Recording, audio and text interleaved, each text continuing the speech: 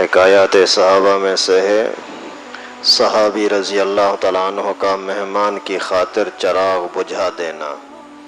ایک صحابی رسول اللہ صلی اللہ علیہ وسلم کی خدمت میں حاضر ہوئے اور بھوک اور پریشانی کی حالت کی اطلاع دی۔ رسول اللہ صلی اللہ علیہ وسلم نے اپنے گھروں میں آدمی بھیجا، کہیں کچھ نہ ملا، تو حضور صلی اللہ علیہ وسلم نے صحابہ کرام رضوان اللہ علیہ اجمعین سے فرمایا، کوئی شخص ہے جو ان کی ایک رات کے مہمانی قبول کرے؟ ایک انصاری صحابی نے عرض کیا کہ اللہ کے رسول، میں مہمانی کروں گا۔ ان کو گھر لے گئے اور بیوی سے فرمایا کہ یہ حضور صلی اللہ علیہ وسلم کے مہمان ہیں، جو اکرام کر سکے اس میں کسر نہ کرنا اور کوئی چیز چھپا کر نہ رکھنا۔ بیوی نے کہا، اللہ کی قسم، بچوں کے قابل کچھ تھوڑا سا رکھا ہے اور کچھ بھی گھر میں نہیں ہے۔ صحابی نے فرمایا کہ بچوں کو بہلا کر کے سلا دیجئے، اور جب وہ سو جائیں تو کھانا لے کر کے مہمان کے ساتھ بیٹھ جائیں گے، اور تو چراغ درست کرنے کے بہانے اٹھ کر کے اس کو بجھا دینا۔ چنانچہ بیوی نے ایسا ہی کیا اور دونوں میاں بیوی اور بچوں نے فاقے کے ساتھ رات گزاری، جس پر اللہ تعالیٰ نے یہ آیت نازل فرمائی، یؤثرون علی انفسہم، اور ترجیح دیتے ہیں اپنے جانوں پر اگرچہ ان پر فاقہ ہی ہو۔ فائدہ، اس قسم کے متعدد واقعات ہیں جو صحابہ کے ہاں پیش آئے، چنانچہ ایک دوسرا واقعہ بھی اسی قسم کا لکھا ہے۔ مقصد یہ ہے کہ صحابہ کرام کے اندر اللہ تعالیٰ نے کیسی عظیم صفتیں عطا کی تھیں۔ گھر میں پہلے تو خود رسول اللہ صلی اللہ علیہ وسلم کا حال دیکھیں، مہمان آیا ہے، پیغمبر کریم نے اپنے گھر میں پیغام بھیجا، کچھ کھانے کے لیے ہے تو دے دو، لیکن سب گھروں سے واپس یہ جواب آیا کہ کچھ بھی نہیں ہے۔ یہ سرور کائنات صلی اللہ علیہ وسلم کے گھر کی بات ہو رہی ہے۔ اتنا کچھ نہیں ہے کہ مہمان کی بھوک مٹانے کے لیے 2-4 نوالے دے سکیں، کوئی کھجور کے 2-4 دانے دے سکیں، کچھ بھی نہیں ہے۔ پھر پیغمبر کریم صلی اللہ علیہ وسلم نے صحابہ کرام میں اعلان فرمایا کہ کون آج اس مہمان کی خدمت کرے گا، اور جس نے بولا کہ حضرت میں لے جاتا ہوں، اس کا اپنا حال یہ ہے کہ گھر میں کچھ بھی نہیں ہے، لیکن ایمانی طاقت پر اللہ کے آسرے پر چل پڑے۔ مہمان کو لے آ کر کے گھر پہنچے ہیں تو گھر والی سے کہتے ہیں کہ پیغمبر کریم کا مہمان ہے، جتنا کچھ ہے لے آؤ۔ وہ قسم کھا کر کے بیچاری بتاتی ہے کہ بچوں کے لیے تھوڑا بہت جو کچھ رکھا ہے، اس کے علاوہ کچھ بھی نہیں ہے۔ تو وہ کہتے ہیں کہ بچوں کو کسی طرح سے بہلا کر کے سلا دو، مہمان تو کھا لے۔ ایک ایک لفظ دیکھو کتنا قیمتی ہے۔ ہم بھی تو مسلمان ہیں، ہم بھی تو کلمہ پڑھنے والے ہیں، اور اس کے بعد پھر ایسا ہی کیا۔ بچہ چھوٹا ہوتا ہے، اس کو نیند پیاری ہوتی ہے، اس کو تھپکی دی، بچہ سو گیا۔ پھر وہی کھانا لا کر کے مہمان کے سامنے پیش کیا۔ یہ بھی نہیں کہ اس کو 3 حصے کرتے ہیں، میاں بیوی اور مہمان تینوں کھائیں، نہیں، مہمان کو کھلانا ہے، لیکن اس کو یہ محسوس بھی نہ ہو کہ ہمارے گھر میں اور کچھ نہیں ہے، ہم نے بچوں کے ساتھ کیا کیا ہے، ہم آپس میں اپنے ساتھ کیا کر رہے ہیں، کس طرح فاقے میں گزاریں گے، کچھ محسوس نہیں کرا رہے۔ الٹا جو روشنی کا ذریعہ ہے، چراغ جل رہا، اس کو بھی بجھا دو، تاکہ اس کو تصور ہی نہ ہو کہ یہ بھی میرے ساتھ کھا رہے ہیں یا ایسے ہی بیٹھے ہوئے ہیں۔ تربیت اسلامی تھی تو اسی بھوک کی وجہ سے اللہ اتنا راضی ہوا کہ قرآن کی آیت نازل فرمائی کہ یہی میرے پیارے بندے ہیں۔ سبحان اللہ۔ ایک رات کی بھوک کی وجہ سے قیامت تک کے لیے، قیامت کے بعد بھی یہی قرآن پاک موجود ہوگا، تو ان کی خوبی سب کے سامنے آتی رہے گی۔ آج کل ہمارے اندر، ہمارے ماحول میں دینی تعلیم نہیں ہے، تو ذرے ذرے پر چیخنا چلانا، یہ نہیں ہے گھر میں، یہ نہیں ہے گھر میں، تو کیا کرتا ہے، تو کس کام کا ہے۔ تیرے گھر کے اندر تو سکون اور سہولت ہے ہی نہیں، اس کا گھر تو دیکھو کتنا اچھا ہے۔ یہ ساری مصیبتیں بے دینی کی وجہ سے۔ جتنا گھر کے اندر سکون ہو، یہ دین ہوگا اتنا سکون ہوگا، لیکن ہم خود اپنے ہاتھوں اپنے گھر کو بے دینی کی طرف کھینچتے ہیں، پھر نتیجہ یہ ہوتا ہے کہ ہر وقت رونا ہی رونا، بچے بھی نافرمان، بیوی بھی نافرمان، اور نفرتیں گھر کے اندر۔ جب نفرت ہوگی تو پھر سکون کہاں سے آئے گا؟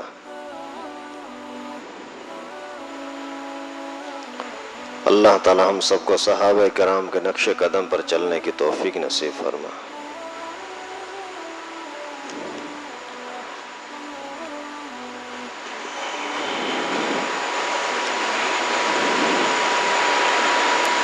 بسم اللہ۔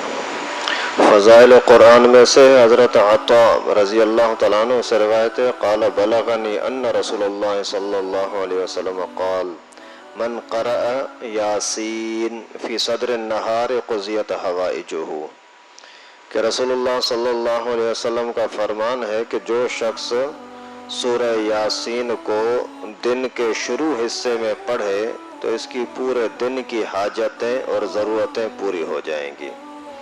احادیث میں سورہ یاسین کے بھی بہت زیادہ فضائل وارد ہوئے ہیں۔ ایک روایت میں ہے کہ ہر چیز کے لیے ایک دل ہوا کرتا ہے، قرآن شریف کا دل سورہ یاسین ہے۔ جو شخص سورہ یاسین پڑھتا ہے اللہ تعالیٰ اس کے لیے 10 قرآنوں کا ثواب لکھتے ہیں۔ 10 قرآن۔ سورہ یاسین 5 رکوع ہے، 5 منٹ کا کام ہے، 10 منٹ کا سمجھو۔ اگر صبح کے ٹائم پر 10 منٹ کے یہ سورہ یاسین کو دیکھ کر کے پھر مسجد سے نکلو، بہت بڑا فائدہ ہوگا۔ اللہ کے نبی صلی اللہ علیہ وسلم فرماتے ہیں دن کی ضرورتیں پوری ہو جائیں گی۔ آپ کو کہیں روزی میں جانا ہے، کوئی روزی کمانے کے لیے کوئی ملازمت نہیں مل رہی، صبح کے ٹائم پر یہ سورت پڑھ کر کے دعا کر کے جائیں، انشاءاللہ آسانی ہو جائے گی۔ کوئی کورٹ میں کیس چل رہا ہے، صبح کے ٹائم پر یہ پڑھ کر کے چلے جائیں، انشاءاللہ اللہ تعالیٰ آسانی فرمائیں گے۔ ایک روایت میں آیا ہے کہ اللہ تعالیٰ نے سورہ طٰہٰ اور سورہ یاسین کو آسمان اور زمین کے پیدا کرنے سے 1000 سال پہلے پڑھا۔ جب فرشتوں نے سنا تو کہنے لگے کہ خوشحالی ہے اس امت کے لیے جن پر یہ قرآن اتارا جائے گا، خوشحالی ہے ان دلوں کے لیے جو اس کو اٹھائیں گی یعنی یاد کریں گی، خوشحالی ہے، مبارک ہے، برکت ہے ان زبانوں کے لیے جو اس کو تلاوت کریں گی۔ سبحان اللہ۔ تو یعنی اسی دنیا کے پیدا ہونے سے پہلے 1000 سال پہلے، ابھی تک زمین بھی پیدا نہیں ہوئی، آسمان بھی پیدا نہیں ہوا، اس سے بھی 1000 سال پہلے اللہ تعالی نے خود یہ سورت تلاوت کی ہے۔ آج اگر کوئی بندہ یہ سورت تلاوت کرتا ہے تو وہی اللہ تعالی والی تلاوت جو اللہ نے پڑھا وہ آج یہ پڑھ رہا ہے۔ جیسے دنیا کے لوگ ہوتے ہیں نا، اپنے جسے گلوکار وغیرہ کے ساتھ محبت ہوتی ہے اس کے گانے کو یاد کرتے ہیں۔ جو مومن ہیں اللہ والے ہیں نا، وہ پھر اللہ تعالیٰ کی باتیں، اللہ کا کلام، اللہ کی تلاوت یہ بھی کرتے ہیں۔ یہ کتنا بڑا عظیم اللہ تعالیٰ کا انعام اور احسان ہے۔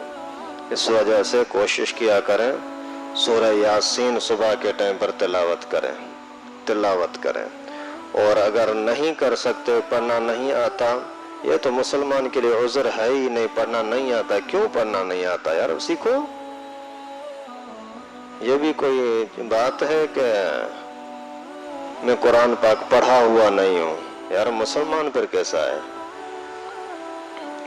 نہیں پڑھا ہوا تو روزانہ اس کے لیے قرآن پاک کے لیے ٹائم نکالتا کتنا ہے وہ بھی تو سوچ ہے۔ پڑھا ہوا بھی نہیں ہے، ٹائم بھی نہیں نکالتا، مقصد یہ ہے کہ پرواہ ہی نہیں ہے نا۔ مقصد یہ ہے کہ اللہ تعالیٰ کے قرآن کی، اللہ کے کلام کی عظمت اس کے دل میں نہیں ہے۔ ورنہ اگر کوئی بندہ بولتا ہے بھائی روزی نہیں ملتی، پھر بیٹھ جاتا ہے گھر میں، وہاں جائے گا وہاں جائے گا وہاں جائے، کچھ نہ کچھ کما لوں۔ یار اس ہوڑے میں کام نہیں ہوتا، سمندر کا کام بند ہو گیا، کسی کیبن پر کام مل جائے، کسی کلر کا کام مل جائے، کچھ نہ کچھ جا کر کے روزی کمانی ہے۔ اور قرآن نہیں آتا اور یہ بیٹھا ہوا ہے اور بڑی ڈھٹائی کے ساتھ بولتا ہے یار میں پڑھا ہوا نہیں ہوں۔ استغفر اللہ۔